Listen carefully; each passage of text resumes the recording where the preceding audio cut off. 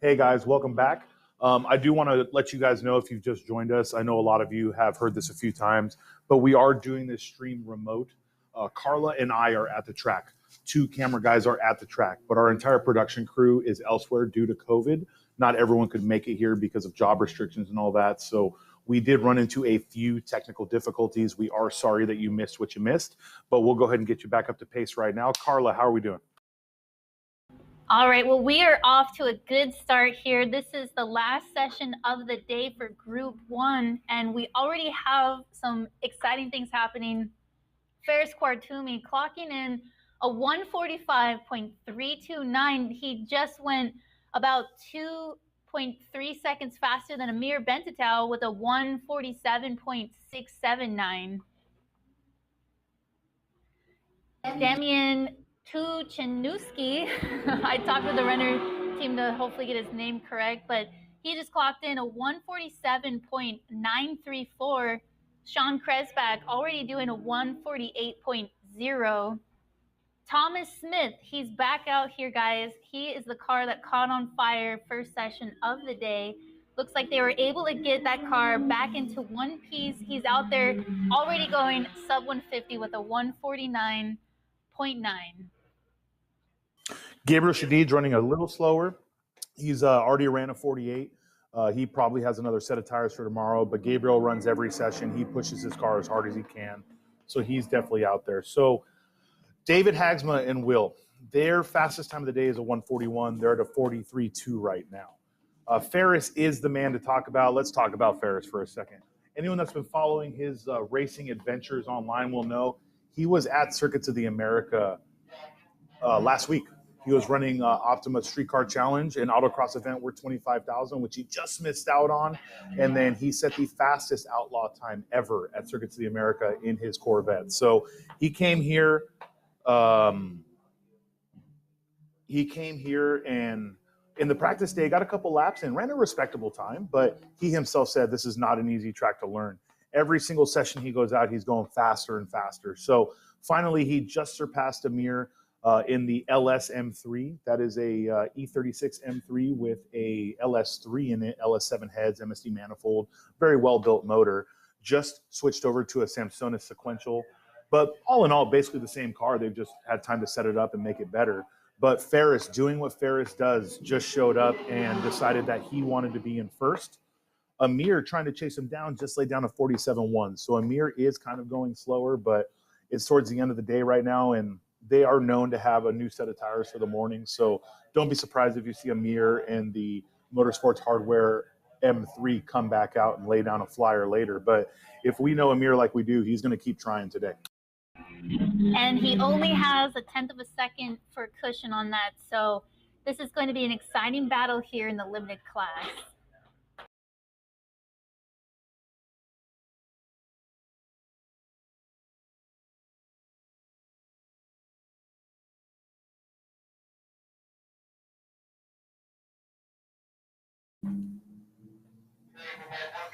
As I'm sure you can tell by the background photo, that actually isn't a live photo, guys. Timing and scoring is live.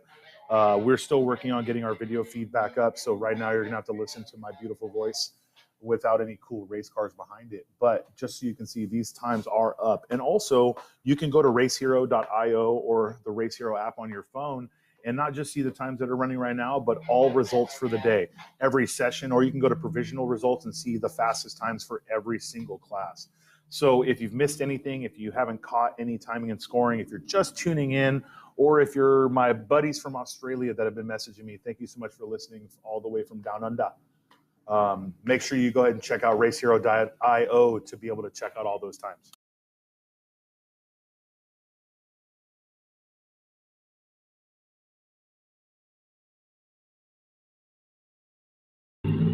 So it looks like Sean Kresbach's lap time of a 1:48.0. It looks like he barely went faster than his fastest lap time earlier today, which was a 1:48.193. So it looks like he went barely a 1/10 of a second faster, but he's really narrowing it down, and he's actually in street class. So he's doing really well. That's a really quick lap time there in street class.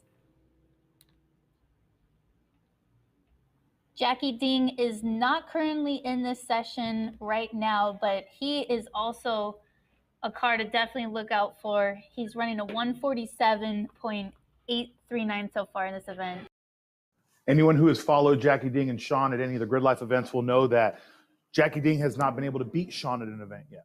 Sean has always been able to eke it out, even if it's on the last day. I remember I was watching an event. I want to say it was Gingerman. I apologize if I was wrong, where Jackie Ding was ahead in the beginning. Sean came out second day and laid it down. But you know why you're not seeing Jackie Ding? Because he's having problems. His wastegate actuator has a bracket with 4 special style Toyota Super Bolts. Okay, these are Allen head recessed hardware based on where it's laying. It can't have a head on it. So they're out there looking. He told me that by the morning the car will be fixed. The issue they're having is the wastegate is actually moving because that piece of hardware is missing. It puts the car in a safety mode. It just opens the wastegate and dumps all boost for safety. So he has the power of a single cam Honda Civic right now. Well, I'm sure he's definitely stressing in the paddock right now because he is currently faster than Sean Kresbach, but only by 0.2 of a second. So this is going to be an exciting battle between Jackie Ding and Sean Kresbach once again, as they usually end up battling it out. Yeah, and I mean, here's the thing. Tomorrow morning, I know Jackie has new tires. I am positive Sean has new tires. If I'm wrong, tell me, but he came all the way out here. I'm sure he has another set of tires. We know Amir has another set of tires. All these guys are looking to win. The record doesn't matter. It's added bonus. You know what I mean? All 3 of them have technically beat the record. But as it sits right now, Amir has shattered it with a 46.4, and we think that car is capable of sitting in the 45s. So what we want to see is Jackie lay it down to Amir's pace, Sean lay it down to Amir's pace, and we want these guys to battle it for the top. I, once again, on the interwebs with my Grid Life homies, put a little skin in the game. You know, it's always a joke. Sean won and took $20 out of my pocket last year, but I said Amir is going to win this year, and it looks like he's at least trying to keep my money because last year he cost me money. But all jokes aside, these guys are flying. Sean is not a local, guys. Jackie is not a local. Amir is a local. So for these guys to come all the way out here, I mean, I believe Jackie is from the Chicago area. I do not know where Sean is from, but a same distance of a tow. These guys to come out here and run lap times that locals could only pray to run just shows the skill level that they have. Something exciting here. Dustin DeCero is really close to going faster than his prior fastest lap time for this event.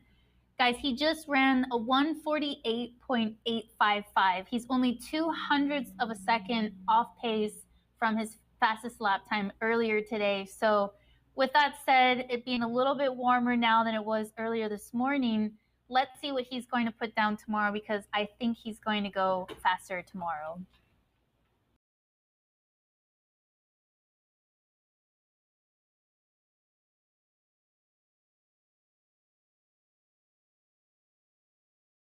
I mean, if these cars stay together, I'm pretty sure everyone's going to go faster tomorrow than they're doing right now.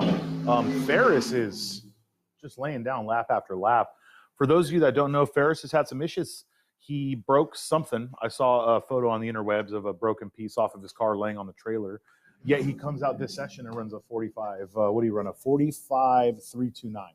So it just shows you, you know, he's going to keep out there. He's going to stay pushing. And he's going to try his hardest to run the fastest lap time he can. He doesn't just give up because something goes downhill, you know? All right, and another car that you would typically see out here in this Group 1 is the CSF Evo. We haven't seen the CSF Evo, and we haven't seen them since earlier this morning, and they had an issue. So during the lunch break, I actually ran over there to see what's going on with the CSF Evo, and turns out that they're having a strange issue with their steering rack. Okay, so it looks like, I don't know, some sort of internal failure within the steering rack, and they're working really hard to fix it, but it looks like last I heard, they needed some specific parts that they don't have on hand, so I believe they're trying to fabricate what they can here at the track. So we have high hopes for them. Hopefully they can get the car together tonight, and we still have an entire day tomorrow. So we shall see, but that is another car that's not in this session right now. Ravi from CSF, if you guys watched any of the video blogs, the Moto IQ stuff, you know that he actually specifically said, we're not putting all this time, effort, and money into this car not to run a lap. I mean, you could really hear the emotion in his voice. He wanted to come out here and he wanted to lay it down. They wanted to build a show quality car that goes fast. That car is a SEMA quality car. But it just really sucks when they bring it out here and they are unable to lay a lap down yet. So I truly, truly hope that they're able to fix that issue. I hope so as well.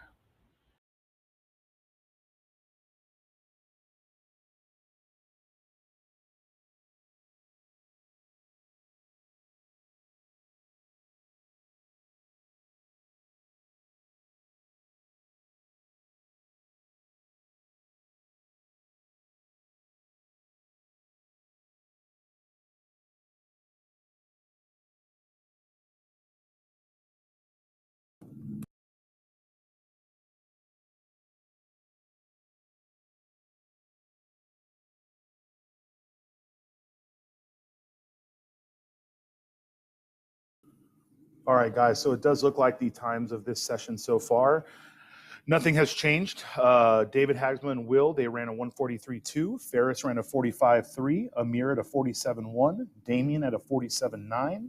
Sean at a 48 flat. We got Dustin DeCero at a 48.8. Thomas Smith, thank God he was able to get that car back together because Thomas Smith is a contender, guys, at a 49.9. And Gabriel Shadid at a 53. 50.3.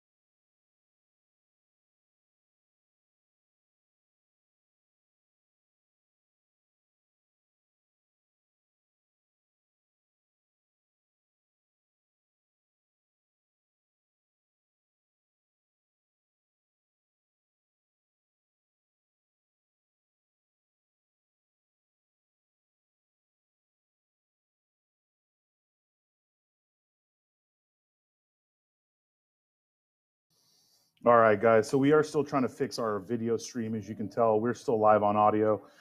Group 2, session 4 is going out. This is the final session for this group. It looks like Amir did make it out, so we'll see if he can surpass his 46.4. If not, he's got fresh tires for tomorrow and he can try again.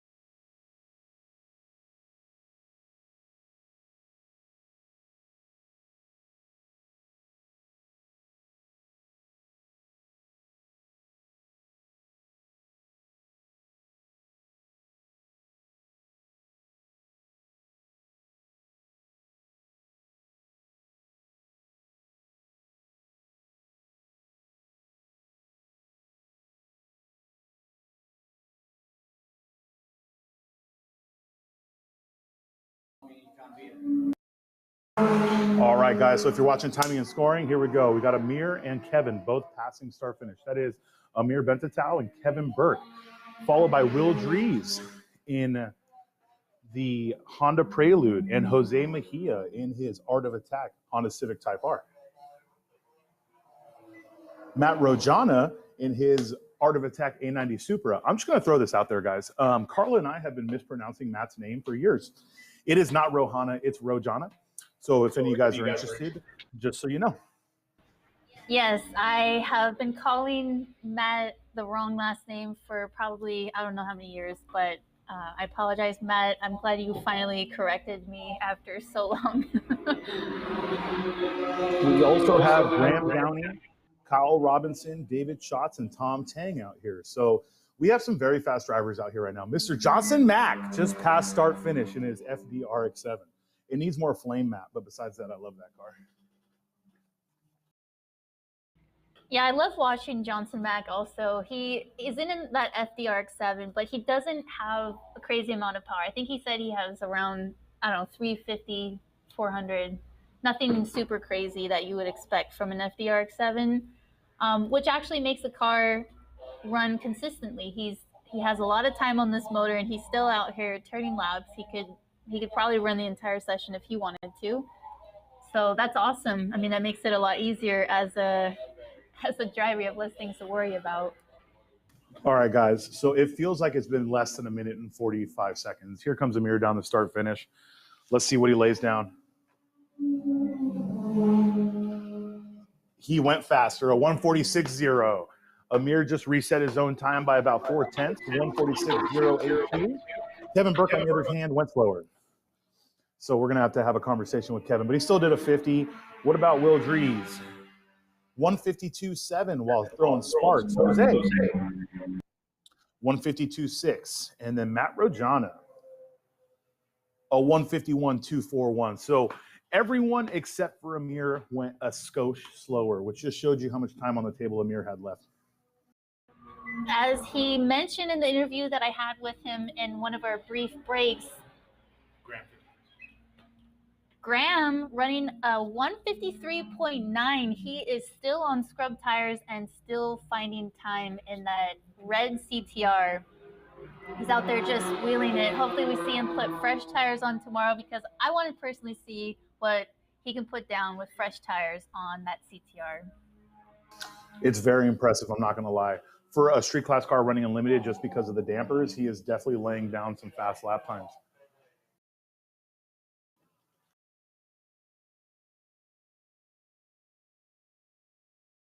We did have Johnson Mack have a little off in Sunset there. He is still releasing all of the dirt from the side of the track, but he got back on safe, so it's not impeding anybody else.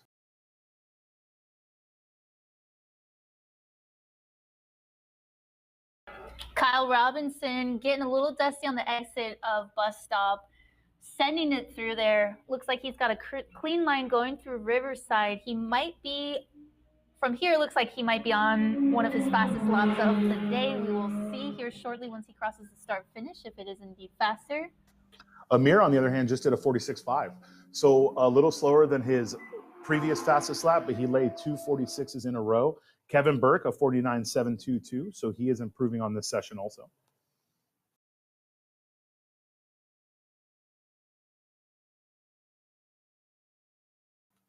It looks like that little off that Will Dries had did cost him. He just did a 52.903, about 0.2 off his fastest for this session. Also looks like coming down the front straight, it looks like that Prelude might be scraping with the front splitter. We're seeing constant sparks, so that's sure is making him a little bit slower as well. You know, but that is a full carbon splitter, so those are titanium skid plates. They are there to protect the splitter itself. This is something you do see on more high-speed sections, you know, back straight road Atlanta, front straight City Motorsport Park, stuff like that. It's not very common to see a splitter rubbing on the front straight at Buttonwillow because the exit off Sunset is so slow, you usually don't get enough speed.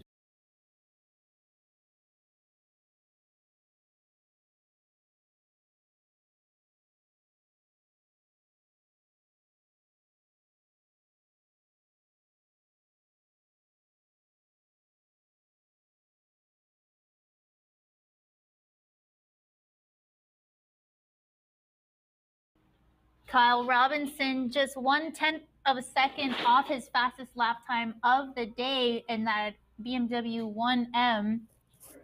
Looks like he just clocked in a 151.630.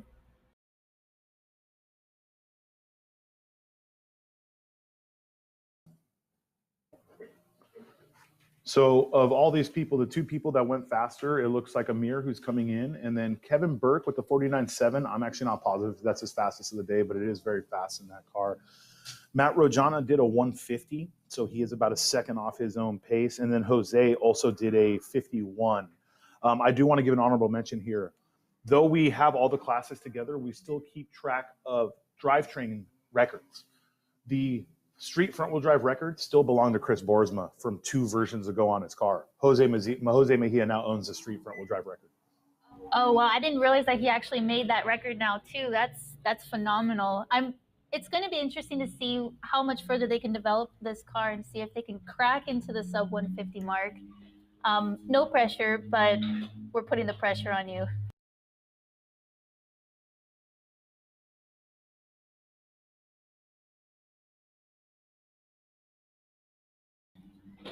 Dave Schatz doing a 153.960. He's piloting his Camaro ZL1 car 75.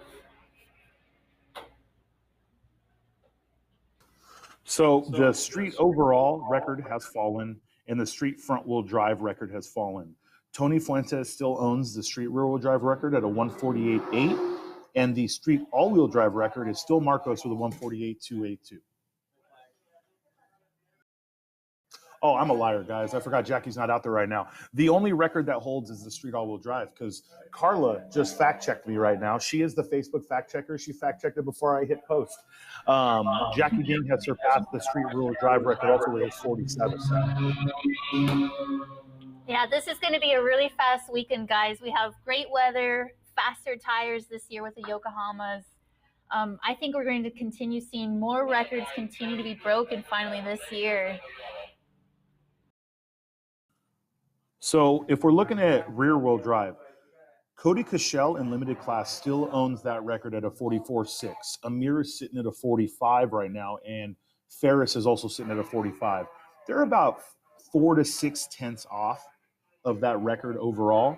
The limited front-wheel drive record is a 48.4, and then the overall limited record is a 42.6. So that was Jeff Westphal in the Pro All car in 2015.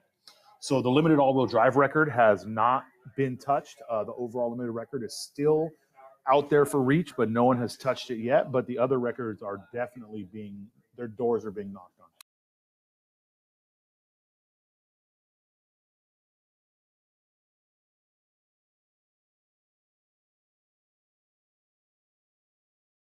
All right, so I'm going to go ahead and refact not only Cuban, but myself as well. Not only did Jackie Ding reset the street rear-wheel drive record, we have Amir Benditao, who obviously has reset that record again for the second time today with a 146.0. Okay, so we both stand corrected here. Amir is out there killing it, and he's so close to cracking into the 145 range. I don't know. I really think he can do it. Tomorrow might be his day with that car. He's so close. Um, Less than a tenth of a second away from cracking into the 55 mark in a street rear-wheel drive car. That is phenomenal.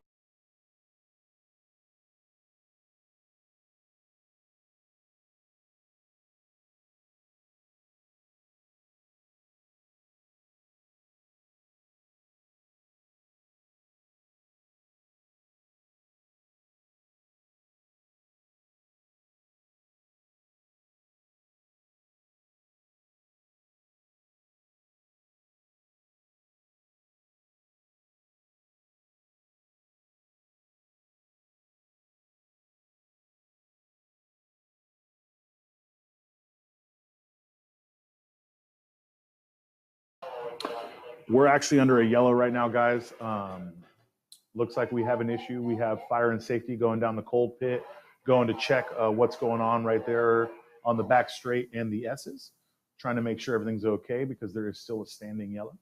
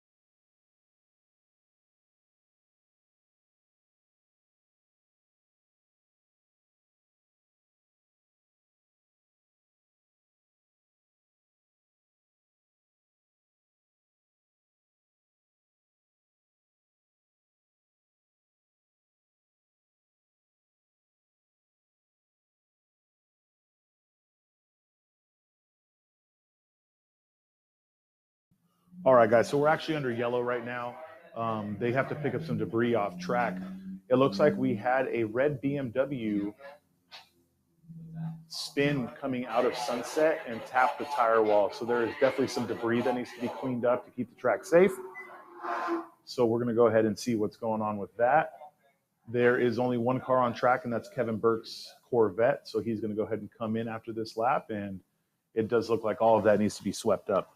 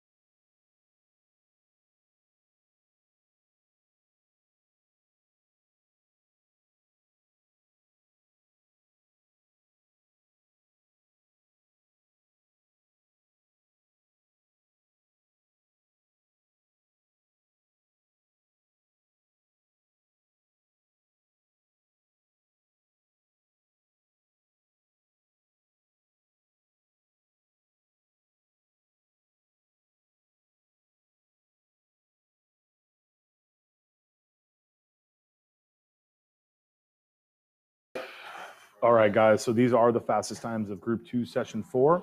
We have Amir at a 46.082, Kevin Burke at a 49.722, Matt Rojana at a 141.241, Kyle Robinson at a 151.630, Jose Mejia, who is out there trying to set a lap as we speak, at a 52.612, Will Drees at a 52.739, Tom Tang at a 53.528. Tom Tang's car is the one that touched the tire barrier at Sunset. He was able to drive the car away, so we know it's nothing terminal, but they may have some body panels they have to take care of.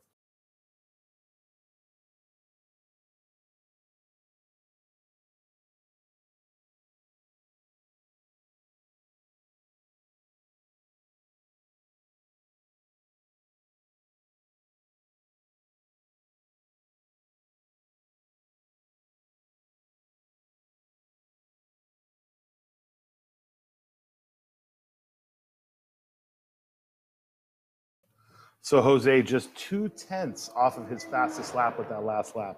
That was a 51.6. And then Matt Rojana to 50.9. Both of them, go ahead, Carla. Oh, I thought Matt Rojana went a little bit faster, but turns out that was not indeed faster than his current fastest lap time of the day, which is 150.163. I got excited for a moment because I thought he went faster. Matt, we're cheering you on. We want you to go faster. We're really hoping that you can crack into that sub 150 mark in that Supra.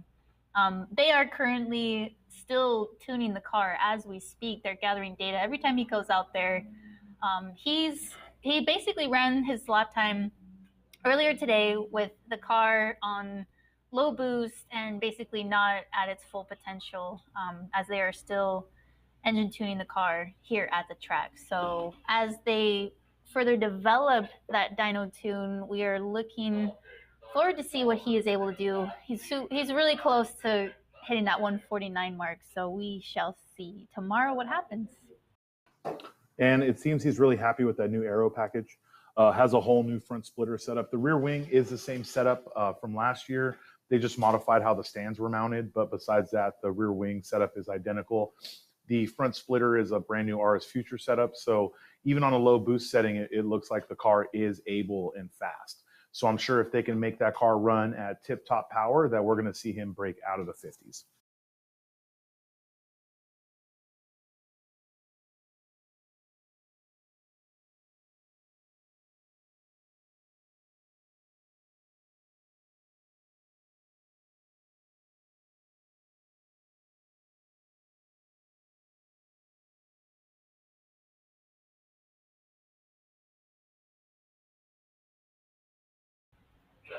So I believe we're also at an interesting time for the drivers out there.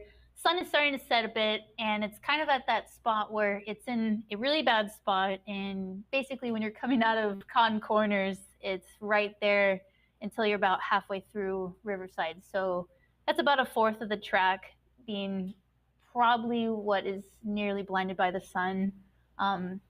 So obviously that makes it increasingly difficult to do your best, but we still have a few cars out here. Matt Rojana and Jose Mejia still out here trying to find their best lap. Well, you're talking about one of the most technical sections. I mean, Cotton is not fast, but Cotton's very technical. Then you're talking about a basically wide open area from Cotton all the way to bus stop. Then you got to make that perfect turn in at bus stop. Then you got to take Riverside, which is a real interesting banked right hander. And then when you're 3/4 of the way out of Riverside, then you can see again. So I'd say that puts a little bit more pressure on the drivers themselves.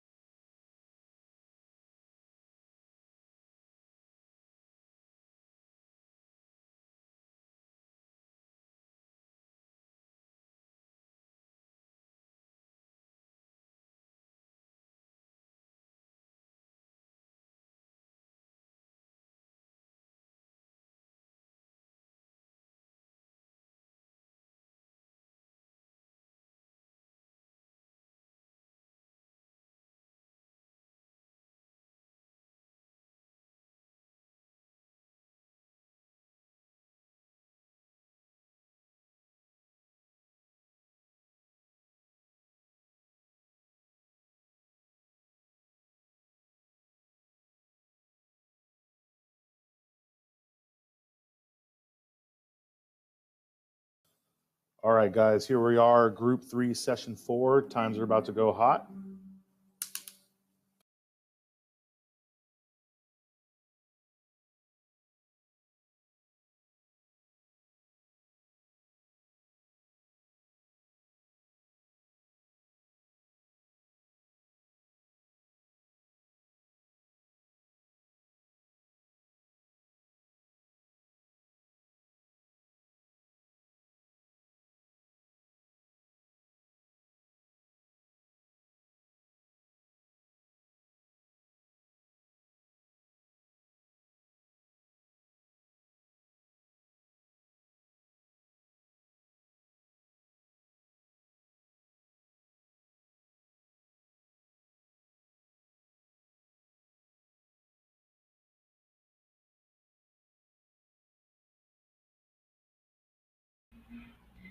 All right, Frankie Ho starting out strong. He's already sending it for his first hot lap, going sideways over bus stop.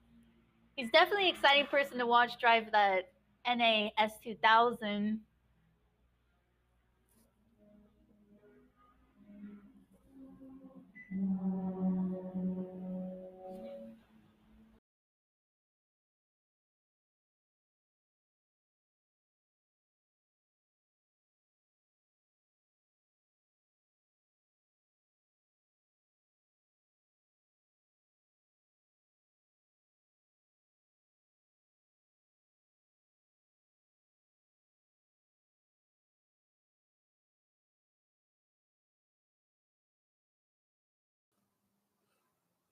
There is something that Carla did just point out to me. The amount of right-hand drive vehicles we've had event after event is becoming more and more. There's an EP3 Honda Civic right-hand drive.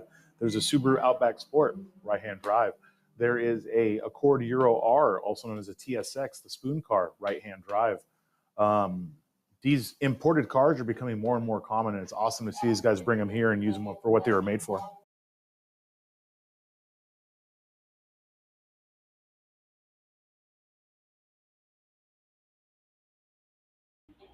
Henry Lamb about to cross the start-finish line for his first hot lap.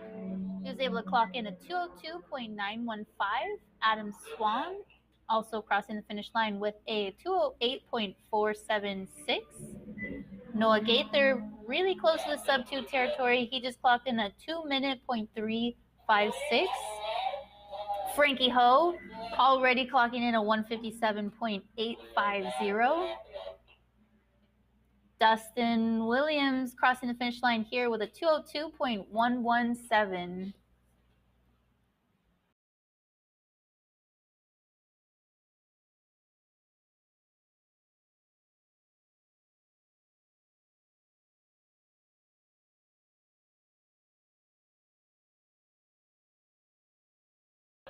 Jason Begalike, he's crossing start finish with a 2-minute.373.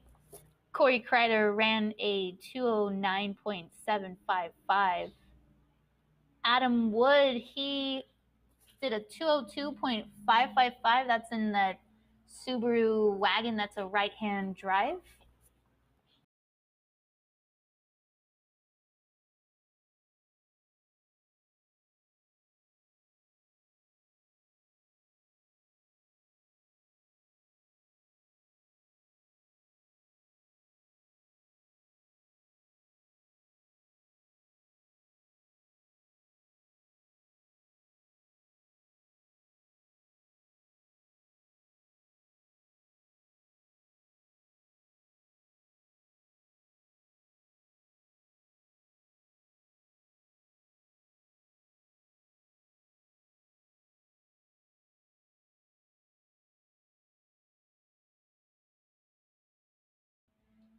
Jason. So we do have two JCs in here. They are running very close to each other. Henry Lamb just surpassed 3 people with his 2-minute.134. Frankie Ho is still the fastest person in this session. Noah Geither at the 2-minute. Jason Bagalki at 2 minutes.373. Just basically 200ths off of Noah Geither. Dustin Williams just passed the other Jason Paraga, for this session at a 201.738. And Jason Paraga just passed him right back. Look at that. We got a little shake and bake right there.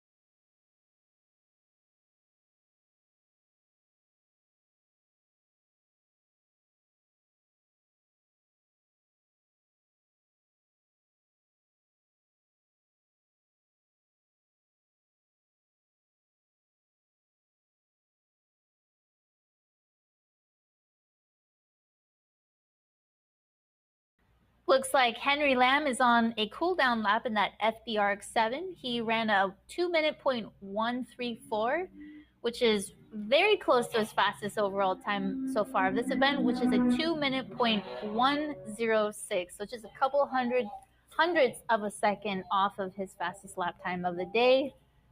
Getting really close to a sub 2. We hope to see him hit that 59 maybe tomorrow. We shall see. Well, we'll definitely have better weather in the morning, just like today.